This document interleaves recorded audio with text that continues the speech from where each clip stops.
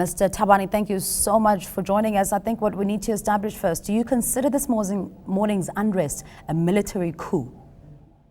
It is a military coup because it is led by the military. And the military are doing it outside the instructions of the commander-in-chief, who's myself. So now who is responsible then?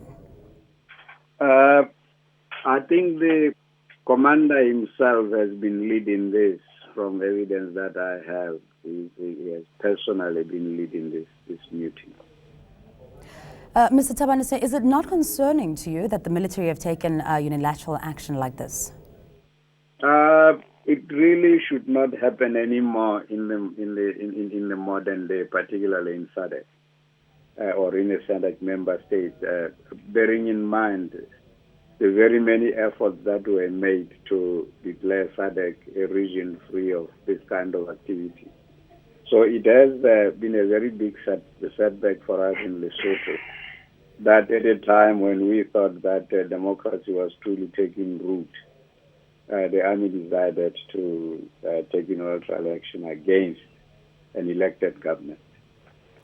So what is the situation at present, and what steps is your government taking to quell the unrest? The government is taking the steps now in collaboration with our neighboring states, but particularly with South Africa, which is the nearest, and one that gets most affected by any arrest in our territory, which is completely surrounded by South Africa. And I think that we now have moved the matter on to the attention of SADC. And I think before end of business today, serious meetings will have taken place between ourselves and the leadership of South Africa, who are the nearest and whom SADC usually requests that a neighboring country should immediately move in to see how it can help in a situation where a member state is having this kind of trouble. And the nearest neighbor to us, of course, is South Africa. So there were earlier reports that you were not at your official residence. Had you left for security reasons, and when will you be returning? I got information they went looking for me there, and I think that was at a time when I thought they were at their maddest. So I decided to get out of the way, because in my life, in my political life, it wasn't the first time I saw this kind of activity by the Lesotho army.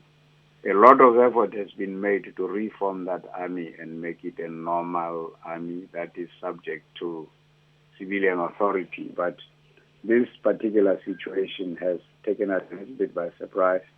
It is a setback, a very unfortunate one, but we will bravely address it to restore our democratic credentials within SADC. So there appears to be a growing opposition to your party in the coalition government. What is your take on this? No, that is not true. The coalition is functioning properly. We had issues about Parliament that we as coalition parties agreed to close.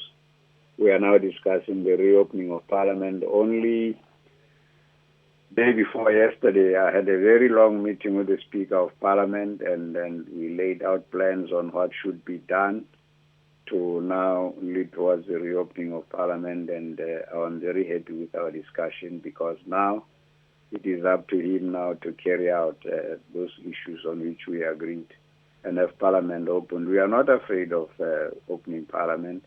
We prorogued Parliament because we wanted to have time to deal with issues of corruption, which actually affect some very important people, both within government and in Parliament. And I want to tell you quite seriously that if indeed people will come in our way of dealing with corruption in Lesotho, then of course we are not going to give up. So my next question was, given the ongoing instability, would you reconsider resigning? Now, from how you just responded to my previous question, I doubt that's the case, but would you consider resigning? It would be a complete disservice to my people who elected me as Prime Minister to resign when there is trouble. If I solved the problem and thought things were okay, I could consider resigning. But if I resign in the midst of this, that will be giving away to disruptive forces, and that is the wrong thing to do. I happen to be a little bit of a Christian person, and I know that if something is wrong, then I'm not going to do it. If something is right, it's worth dying for. So what would you see as being a way forward from here?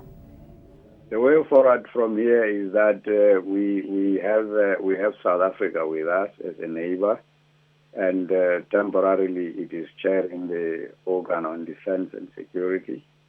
And we're going to involve them, and we're going to involve the rest of SADC as usual, and involve all our friends and involve the media like yourselves to broadcast through you the truth about what is happening in our country, so that the populations around us and our own population can be informed about the true state of affairs. If in fact I'm going to lose my office because I am dealing with people who are corrupt in my country, then I wouldn't mind losing that office.